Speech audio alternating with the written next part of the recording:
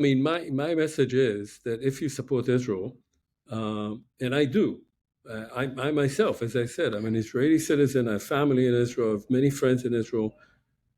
If you support Israel, if you care about that country, you have to do everything you can to stop this war, stop this killing, and force Israel and the Palestinians to find a new political paradigm, to completely change the way things were done up to now.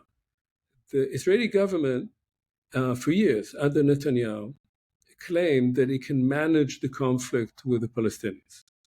It has failed abysmally in managing it, as we saw on October 7th. It has failed abysmally in trying to take over, destroy Hamas, as we have seen since then.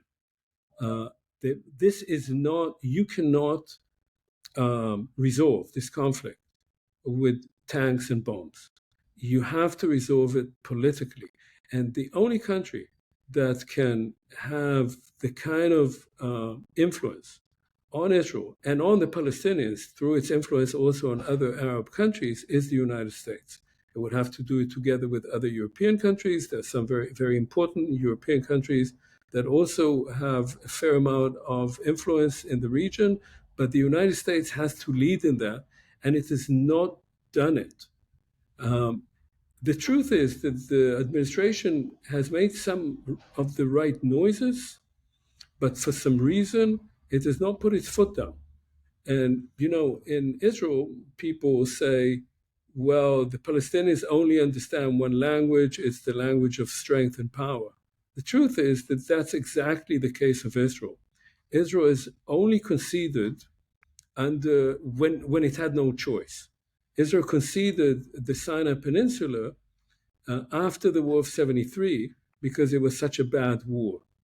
Before the war, President Sadat of Egypt had proposed to have peace with Israel on condition that it would hand back the Sinai Peninsula. And Israeli political leaders, famously Moshe Dayan, the guy with the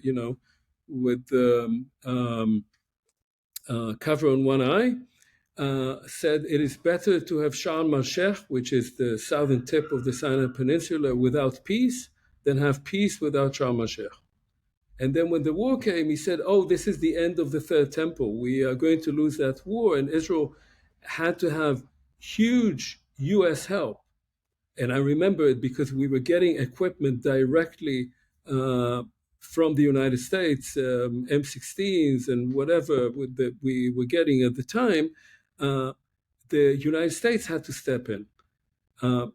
So Israel responds to pressure, but there has to be a lot of pressure. You cannot say, I will maybe not give you a few bombs now because I don't want you to go to Rafah, but I'm going to give you $20 billion worth for next year.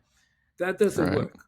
You have to say, I'm closing the taps, you're getting nothing until you sit down and talk.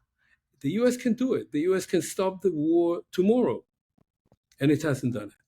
And that is against the national interest not only of the United States, because the whole region can go haywire, it's very close to it, but it's against the national interest of Israel itself, whose government is now digging it deeper and deeper into a hole that it will be very difficult for it to extract itself from.